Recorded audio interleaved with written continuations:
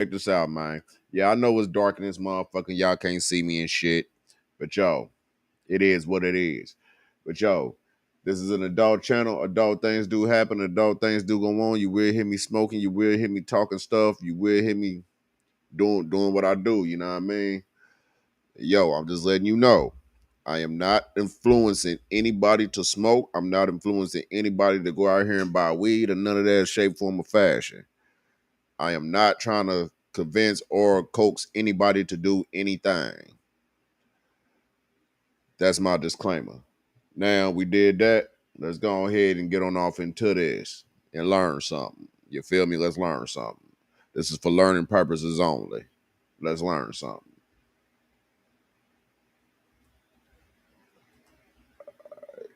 Marijuana being mixed with fentanyl. Marijuana laced with fentanyl.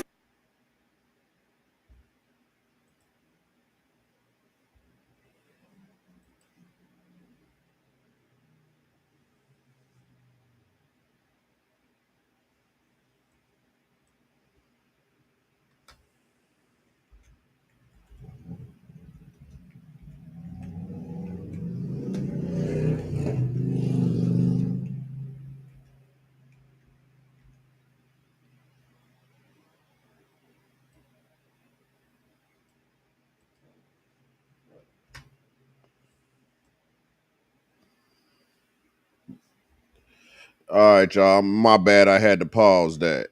Marijuana laced with fentanyl. Just a kid smoking a joint that was laced with fentanyl. Fentanyl has been found in marijuana. Marijuana laced with fentanyl. Powerful opioid is finding its way into marijuana. Marijuana laced with fentanyl. The pot you're buying could be laced with deadly fentanyl. Deadly fentanyl. Where all these stories about laced cannabis full of deadly fentanyl are always in the headlines and on the news, the risk of accidentally coming across this tainted weed seemed to be very real. Either this fentanyl problem in the US is just worse than I thought it was, or maybe all of these news channels and all of these police departments are just completely lying and making all of this up. We're about to find out what's really going on, and the crazy things we're about to uncover might change the way you look at cannabis forever. And this video does not depict or endorse any drug use, and it's not intended to promote or glorify drugs. This video is for educational and documentary purposes only, and attempts to prevent drug abuse and reduce harm. This video complies with all YouTube community guidelines, so please don't strike my channel. So people have been saying alarming things about cannabis for a long time. In the 30s and 40s, they used to say it made black people and immigrants go crazy and insane. Then in the 60s and 70s, they used to say it was turning everyone into long-haired, lazy hippies and getting them hooked on heroin, and lots of people just believed this stuff. But over the decades, we started hearing new information, and public opinion started to change, and eventually a few states even legalized cannabis for adults. And now in 2023, there are only like 10 states that don't have some form of legal cannabis program. And everything seems to be fine. There are no jazz zombies, the hippies didn't destroy the country, and these old scary marijuana headlines from decades ago just don't make any sense now, and we all know it. But that doesn't mean that all of the scary headlines are gone, because now we have something brand new to worry about. We are now starting to see marijuana being mixed with fentanyl, and cases of teenagers using the dangerous combo are popping up. I see news clips like this all the time, and headlines that are just as bad. And when you watch these segments, they sound scary, dude. Marijuana rarely causes an overdose, but since July, it's happened to dozens of people across the state. And these news stations reporting this stuff are getting this info directly from the police, who are out in the streets every day seeing what this tainted weed is actually doing. Now, see, my thing is, these motherfuckers is trying to put a body on weed. And weed never had a body. Straight up. It never had a body. Because weed is for the earth. It's for you. It's for me. It's for you. Know what I mean? I said that. But yo, I'm telling you, man, these are just people that don't like weed trying to put body on weed. And weed don't have a body unless you find some type of way to substitute it or add to it. Straight up. weed by itself don't have a body. In Arizona, the Yuma County Sheriff's Office published a press release that said, the Yuma County Sheriff's Office would like to inform the public of an emerging trend in which marijuana is being laced with fentanyl. More and more street drugs are being laced with fentanyl because of its low cost and extreme potency. You cannot see, taste, or smell the opioid, and the public should be aware that marijuana is being laced to increase the intensity of the high. Or this news story from Jacksonville, Florida. 18-year-old Lucas Rozier was a passenger in the car that deputies pulled over this weekend for a headlight out. The police report says Rozier started acting nervous, and that's when the driver told police there were drugs in the car. Deputies say they found more than an ounce of a drug that field tested positive 3 times for fentanyl. U.S. senators have even warned about these risks too, like when a few of them got together for a video on U.S. Senator Roger Marshall's YouTube page where they said, and illicit drugs like marijuana, heroin, and meth are being laced with fentanyl also. I've even seen medical professionals on the news saying these exact same things. In my clinical practice and amongst some of my peers, we're seeing more kids reporting they thought they were just smoking marijuana when drug screens showed fentanyl, and they would have toxicological or medical side effects consistent with that. So that's Because see, my thing is, they say when you smoke fentanyl, you die. Damn. I had a lot of people that smoke fentanyl. I know a lot of people that do. And these niggas ain't dead. But I'm not saying it's cool to smoke neither. Because that shit ain't. But, I just don't agree with the cops coming up with these lies, sitting there saying that basically weed has fentanyl in it, and it don't.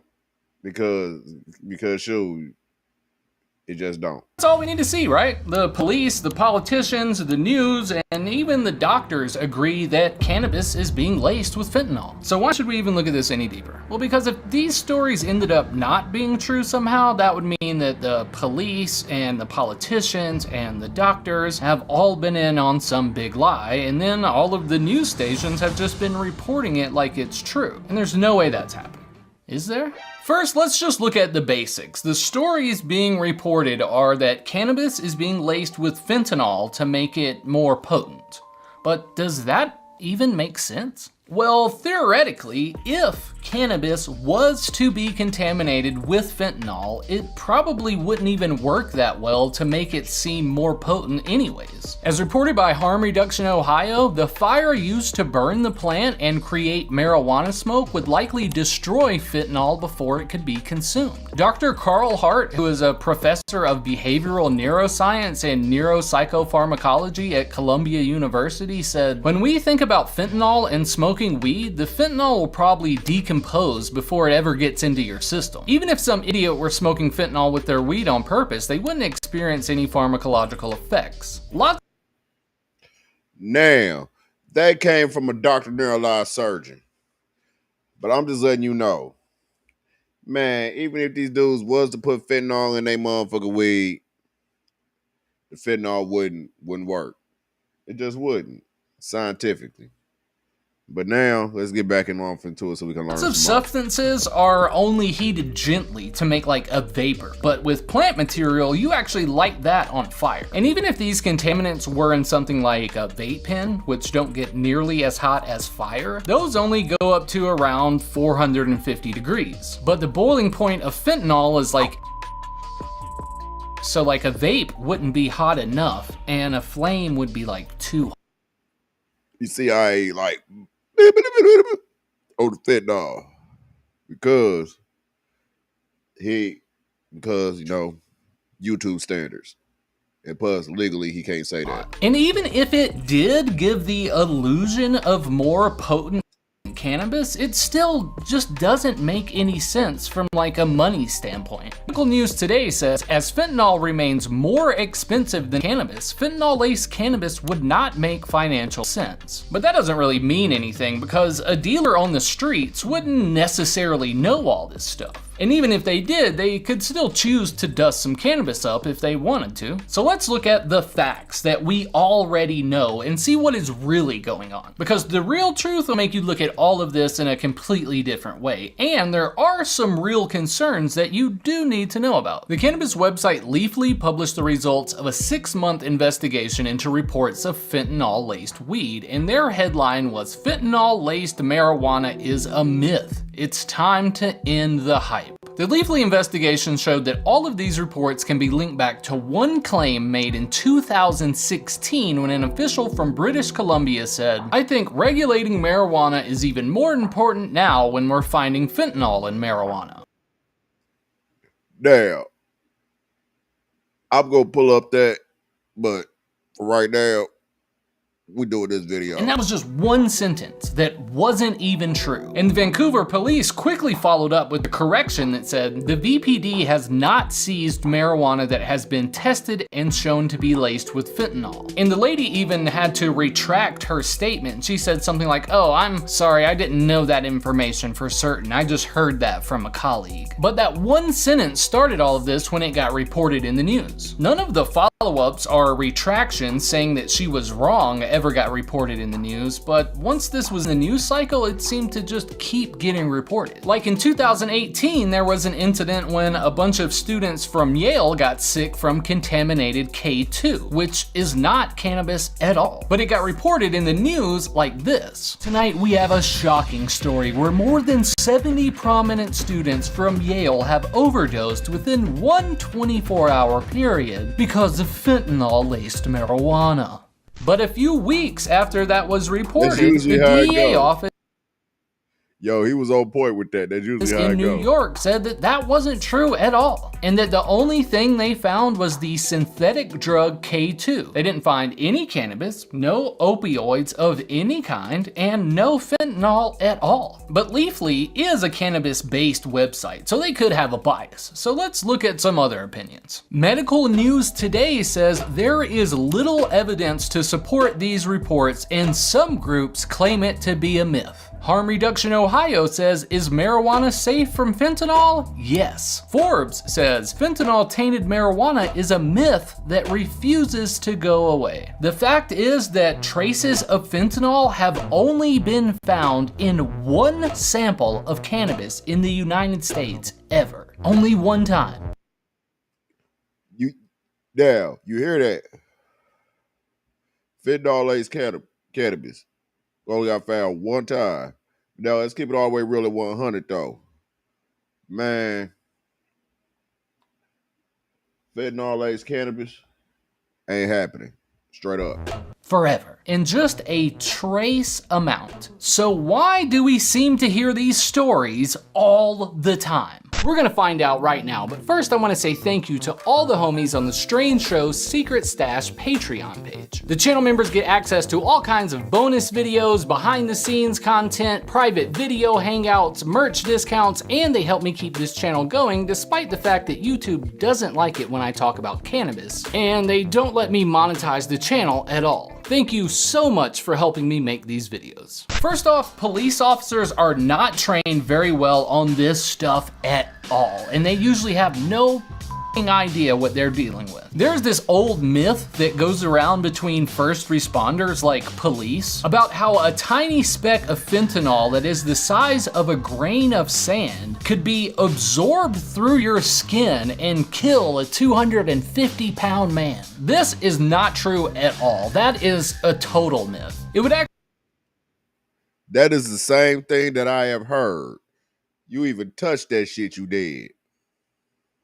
Know what I mean? Actually take massive amounts of this stuff and a very long exposure time. And when this was tested by toxicology experts, they concluded that these claims have been repeatedly refuted. But even though the evidence shows otherwise, a study from 2019 showed that 80% of first responders in New York believed that briefly touching fentanyl could be deadly. So cops are still out here in 1080p body cam footage. Now, the body cam footage you getting ready to see is fake as all get out. I'm telling you, boy, these cats should get an Emmy. I done already watched the video But yeah, though, these cats should get an Emmy, man. They should get an Emmy for their acting in this motherfucker. I swear to God, they should. They should get a fucking Emmy. Acting like they're f***ing dying just from getting near this stuff. Like in this video where a stupid ass police officer fakes having convulsions after thinking she touched the drug. That's fake. 47. Look at her shaking while they give her the Narcan. This isn't real. 47. Or this video where another stupid ass police officer touches a baggie and pretends to OD so hard that he just falls over.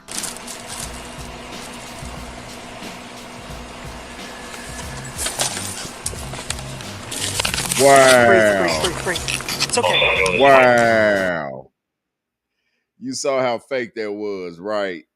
And they straight up came with the Narcan quick. This is fake as f***, and these cops are full of shit. And toxicology experts are always calling out these kinds of videos for being misleading and untrue. And according to the experts, any first responders who actually do feel like they are dying or their body is shutting down from being near this stuff are probably just experiencing the nocebo effect. So just because they mentally expect to have a horrible reaction, they will feel like they really are, even when they have absolutely no drugs in their system at all. It's called the mental and mind effect. I used it all the time. Way back in the days when I used to do what I do. I used to sit back and tell people it's not the product, it's what you think about it. It's your thoughts you have before you hit that product. Just saying. Or maybe they're just faking it, just completely faking. I sort of think they're faking. But police are very scared of everything. Why are the police so damn scared? Calm down. Plus, police departments are well known to be widely corrupt. And police officers and police officials have a great reason to just lie about this kind of stuff. And they love to hype up local fear in their city. If we think the police are doing something really dangerous by getting this super deadly cannabis off the street and they're risking their life to do it, then the police might get a bigger budget for their department next year. So they can buy more tanks and grenade launchers or whatever it is they waste their money on. Plus, it just makes them look good and feel heroic. But besides all the lying that comes from the police and the huge lack of training that they receive, there is also a big problem with the testing. These police are basing all of these claims about fentanyl-laced weed on these really cheap, unreliable roadside drug test kits. These things are very cheap and often give false positives, and that is exactly why these roadside tests have to be confirmed later in a real lab by a trained professional, and not in a parking lot somewhere by this guy. And when these samples get sent to the lab and then they come back with results, he said, not in the parking lot by this guy. Wow. I just let you know how fake this shit that is. showed there was actually never any fentanyl in there at all, those stories never get reported. The police aren't out here making tweets saying, oh my bad, we were actually wrong. And even if they did, no one would report that because that isn't exciting news. The rise of fentanyl is definitely a big problem, and just like any new drug epidemic, news channels like to cover this stuff in the most extreme and scary way possible, just like they did back in the 80s with crack babies. News outlets get all of their money from crazy looking headlines that get people to click on an article. And that money is all they are thinking about when they write these wild ass stories. If they can find a police chief or a doctor that will say on camera that cannabis has fentanyl in it, of course they're gonna report that. They'll cover it 3 times in the same day because it's shocking and it makes them money. But they don't ever follow up on these stories because a news segment about how that thing we covered last week was actually incorrect isn't exciting, and that doesn't make any money. And it's easy to find people like doctors who want to be interviewed and will say whatever you want, even if it doesn't make any sense, like when homie said this. We're seeing more kids reporting they thought they were just smoking marijuana when drug screens showed fentanyl, and they would have toxicological or medical side effects consistent with that. Like, doesn't he understand that these kids have a really good incentive to just lie about what they were actually taking? They're not going to. Now, he has an exact point on that. I done heard a lot of motherfuckers sit here and tell stories where I know damn good well they lying. because I sit here and I watch how people take most of these drugs. I just sit here and saw crackheads personally take most of these drugs. And these are different crackheads, and they all had different effects, but didn't none of them die. I'm just saying. Admit to using hard stuff or using pills that could be contaminated, but they'll admit to smoking a little weed, sure. In the black market, there could always be a tiny chance that something gets cross-contaminated. Like if you had some dust on the table and then you broke up some weed on that table later and it got a little bit of residue, a little cross-contamination. But the stories about people doing this on purpose just to make more money or to make more potent weed are just completely lies. The Journal of Emergency Medical Services had a conference in 2022 where they said that fentanyl-laced cannabis is a myth promoted by the media and the law. But that doesn't mean that all cannabis is safe, because there are some things still being used on cannabis that can have very serious health effects. So make sure you watch this video so you know what kind of buds to avoid at all costs, because you definitely don't want to smoke this. I'll see you there. And we're going to touch that next. Just saying, we're going to touch that next. So very. We're going to touch that next. But anyways, let's get on up out of here. Rudolph. Matter of fact, this is going to be a double episode because I'm going to hit that one too. If you are a fan of big, fat, dense nugs, you might also be a fan of something called PGR. This is part 2. Like a response to the episode inside of having the other episode. So this is a new thing I'm pulling off. PGRs are plant It's like rebuttal episode. Growth regulators. PGRs have been used on other crops for a while, but now these dangerous chemicals have made their way into the cannabis industry, and some people are getting worried. And they have a good reason to be worried, because these PGRs have been linked to all kinds of crazy stuff like liver damage, infertility, and even cancer. I've always gone for the big, fat, dense nugs, and when I found out that these PGRs might be the reason that my buds look this way, I wondered, am I smoking this stuff right now? Is this stuff even safe to use? What's up? This is how you inspect your bud for PGRs. So base it in like those. If you smoking weed, this is something that you need to watch. This is for the Pieheads episode, you know what I mean? I should have renamed it that. Up and welcome back to The Strange Show. If this is your first time here, my name is Matt and I'm a cannabis industry employee, a medical marijuana patient. I love to learn everything I can about weed, and that's exactly what we do on this channel. So if you want to learn some new fun facts about weed every week, don't forget to subscribe so you can put some nuggets of knowledge into your strange. Subscribe to him and also subscribe to me. Be sure to subscribe to Hustle No Rest. Talk your shit, baby. Talk my shit, basically. But that's what it's called. Talk my shit. And that's what I'm going to do. And just because I just start this off with a disclaimer, I'm a disclaimer right now. This is my disclaimer. Disclaimer. This is an adult channel. Adult things do happen. Adult things do go on. You will hear me smoking. You will hear me talking crazy. You will hear me saying some things. It's like, what the fuck? But anyways, though, let's get back on off into this now. Brain. On this channel, I always cover potentially unsafe things that might be happening in the industry, like tainted rolling papers or moldy weed or sketchy terpenes. And in this video, we're going to cover something else that has recently become a big topic of discussion: plant growth regulators. We're going to cover what PGR buds even are, what they are used for, how they came into the cannabis industry, what they do to your weed, the health risk involved with smoking PGR buds, and then I'll show you how you can spot what PGR buds look like so you can make sure you're not smoking anything unsafe. I've always wanted to get bags that had the fattest, most dense nugs in them that I could find, because I always thought that that meant that the weed was just grown better, or that it was like a higher quality nug. But there is a growing concern that these buds that I love so much aren't even a natural thing, and that the only reason that they look this way is because of dangerous chemical additives that can have long-term health effects. So we're about to break all of this down and see what's really going on. So what are PGRs, or plant growth regulators. PGRs come in two types. Number one is the naturally occurring hormone-like chemical that is made exclusively by plants. And number two is chemically derived synthetic PGRs made by man. In nature, these hormone-like chemicals are produced by plants to regulate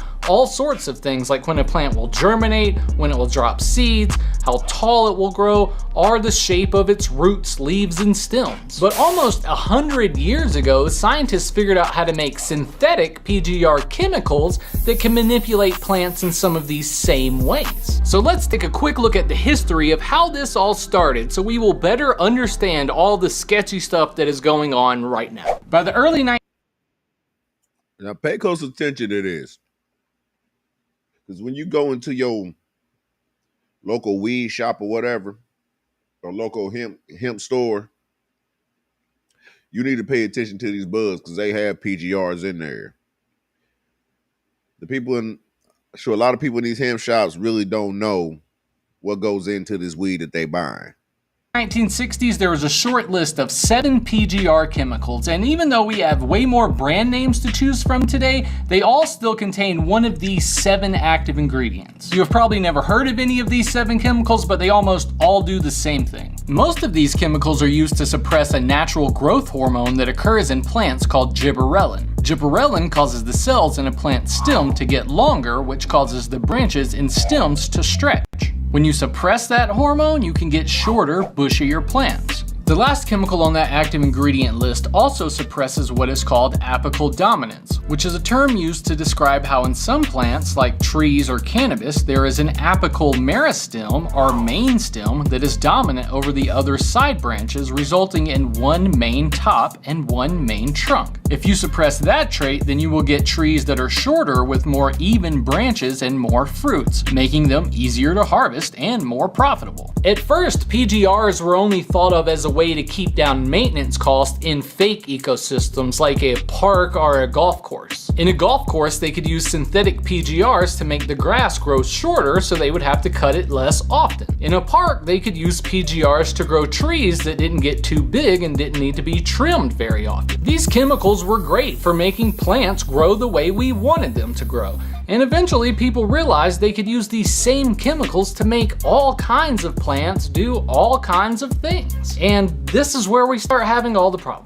One of the first PGRs to hit the market was something called dimenazide, which is more commonly known as Alar. It was approved for use in 1963, and it was mainly used on apple trees to regulate growth that made harvest easier and to keep the apples from falling off the trees before they ripen so they are red and firm for storage and selling. This chemical was used heavily on apple crops for over 20 years until 1989, the year PGRs were exposed.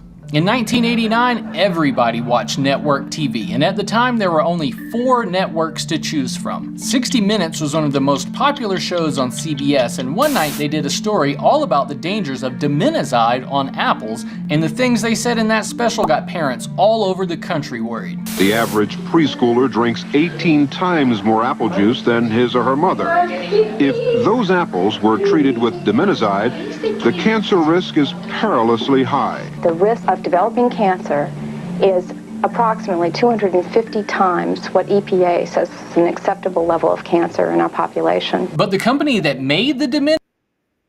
Now, see, I can't remember watching that because in 89 I was on something else. But, yo, that's what's up. I'm glad he gave us that information. Dimenazide refused to be interviewed for the 60 Minutes special, and they said that even if there is a risk, it's a very small risk. Uniroyal Chemical, which makes dimenazide under the trade name Alar, declined to be interviewed for this report. But in a letter, they said any risk from dimenazide or UDMH, if it exists, is negligible. Nonetheless, preliminary results from Uniroyal's own study already show high levels of cancer in laboratory animals. Uniroyal had already been caught paying scientists to lie about the dangers of this chemical in the past, and they themselves had been lying about the dangers of dimenazide for years at this point, But after the 60 Minutes special, they went on a huge public relations campaign that tried to convince everyone that dimenazide and really all pesticides aren't even dangerous. They even got celebrities to help them spread their lies. One of the most popular TV celebrities at the time was Walter Cronkite, and they paid him $25,000 to narrate a pro-pesticide propaganda film that they made to look like a documentary. And he said all kinds of crazy shit like this. More and more toxic substances are being detected in the air and the water, the soil, even the food we eat. As surprising as it may seem, there is increasing evidence that the presence of trace amounts of chemicals in the environment pose no threat to human health. It all boils down to what one scientist called damn. See, and we all trusted Walter Cronkite, man. That's fucked up. I don't know shit about no damn Cronkite. I'm keeping it real. Big fears, little risks. But all of their lies weren't enough to hold up to the science that proved that dimenazide caused a cancer risk that was 240 times greater than what was accepted by law. And in 1989, the EPA decided to cancel the use of dimenazide on all food crops. But now this same chemical is back again, and this time it's on our weed. But if it was already banned for food crops in 1989, why would it still be used on weed today? Well, the answer is actually really simple. It's because of money. Shit. So there are a few different reasons why somebody might think it's a good idea to use synthetic PGRs on cannabis. Paclobutrazol could be used to prevent certain cells in the plants from elongating so the cells grow closer together, giving you denser buds. Chlorumquat chloride can slow the growth of specific parts of the plant, causing it to flower sooner. And even dimenazide could be used to slow the growth of stems and leaves so the plants put more energy into the buds. But you wouldn't sell fertilizers with dimenazide in them if you already knew that it was banned way back in 1989 for causing cancer. And no one would sell fertilizers with paclobutrazol in them if they already knew about the studies that proved that it caused liver damage and... Pay attention to these labels and ingredients, because I bet you these labels and ingredients is in some of your fertilizers at home that you are putting in your plants. Lab rats, and probably causes infertility in men and women. And nobody would sell fertilizers that make your plants grow far less terpenes and cannabinoids just because they make your buds grow bigger and will make you more money. Of course they would. It's because of money. Shit. But they can't even sell it if they wanted to, right? I mean, the dimenazide has already been banned for use on consumable products, and those other chemicals have been labeled as pesticides that are not accepted for use in growing cannabis. Fertilizer companies would have to lie and secretly add unlisted and unregistered products that are known to cause cancer and liver damage. And they would never do that. Would they? Of course they would. It's because of money. Shit. And it would be very easy for these fertilizer companies to do this, because even though there are lots of regulations around fertilizers, it is not required by law that these companies list every ingredient that they use on the bottle, because they can claim that they are like protected trade secrets. This loophole makes it very easy for companies to add ingredients that are not approved. And one study conducted by the California Department of Food and Agriculture showed that some of these companies selling fertilizers to weed growers had been selling known toxins to their customers for a long time. In 2012, the CDFA tested several fertilizers marketed to cannabis growers, and they found that a handful of different companies had been illegally selling the unlisted and unregistered ingredients paclobutrazol and dimenazide, which are both known to be unsafe for use on consumable products. And here are those fertilizers that tested dirty. Bushmaster had 271 parts per million paclobutrazol, Gravity had 516 parts per million paclobutrazol, Topload had 3,400 parts per million dimenazide, Phospholode had 20 parts per million of paclobutrazol, and 17,800 parts per million of dimenazide. And worst of all, Flower Dragon had 46 parts per million paclobutrazol and 18,650 parts per million dimenazide. So these companies were secretly selling fertilizers that are known to cause cancer, and they are known to cause liver damage, specifically to people who are growing organic medicine that they expect to be safe. These mother... And even though it is legal to keep some ingredients a trade secret, these companies were still breaking the law, because in some states like California, where these studies were done, it is required by law that you list any PGRs that might be in your product right on the label. So all of those products were quickly banned in California and later in Oregon, and as of now, they're all classified in the US as severely restricted pesticides, meaning that they basically have no approved use. But basically no approved use must mean that they still have some approved use, right? Some of these PGRs, like paclobutrazol, are actually still approved for use in some very specific food crops like broccoli or cauliflower seeds, and in some tree crops like avocados, mangoes, and even apples, where they are used to make shorter trees that are easier to harvest and have a higher resistance to fungus. But that does not mean that this stuff is safe just because they use it on our food. I mean, the agriculture industry doesn't really have a great track record about being honest with this sort of thing. Paclobutrazol is actually banned in most European countries, while the... See, which goes to show every damn thing that they put out been trying to kill us. They trying to kill us, man. US only classifies it as moderately hazardous and allows it to be used on several food crops. And even if this stuff might be somewhat safe to consume when you eat it, it's way different when you're lighting it on fire and smoking it all the time. That can definitely be carcinogenic. But these brands got exposed way back in 2012, and everybody has known about the dangers of PGRs for a long time. So is this really still a problem? Well, it could be. Nutrient companies still aren't required to list every ingredient they use on the label, and so it's still very possible that some of these brands could still be adding PGRs. And some people are afraid that that's exactly what's happening. So I'm going to show you some ways you can make sure you avoid PGR nutrients, and then I'll show you some ways you can make sure you avoid PGR buds. Do your research before you use any super cheap, unknown nutrients that don't have a strong reputation tied to their brand name. This doesn't mean that all small nutrient companies are bad, but a huge brand might be less likely to risk their good reputation getting caught selling poison than a budget no-name brand that you found on some sketchy website. Also, be wary of any nutrients that claim to slow vertical growth or to keep your plants short, or nutrients that claim to make your buds more tight or dense, especially if these same nutrients seem like they're being intentionally vague with the ingredient list. You could also avoid synthetic PGRs completely just by using nothing but organic nutrients. And lots of organic nutrients still have things that are considered PGRs,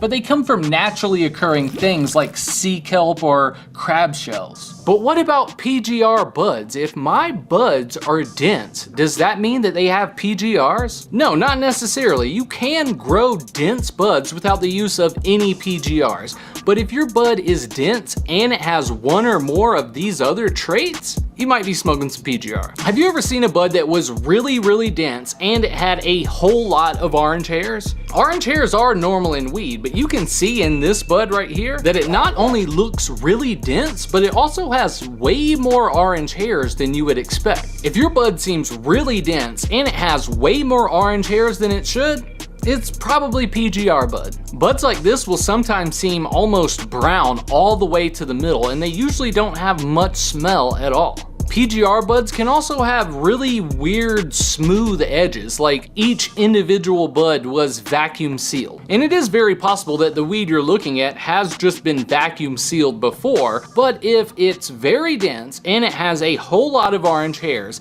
and all of the edges are really round, it's probably PGR bud. If you like this video, you'll probably like this one too, and don't forget to check out this video about the terpenes that they're putting in vape carts that are actually melting lab rats. What? And don't forget to subscribe for good vibes and those nuggets of knowledge, because when you watch The Strange Show, it's like going to weed college. Peace.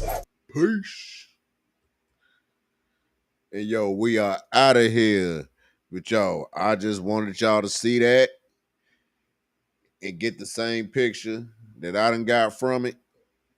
Cause I'm trying to tell you now that the weed that they throwing at us, dog, we need to inspect that shit with my black ass. I'm black than a motherfucker. You can't even see me. I'm black as hell. But yo, let me get on up off of here though.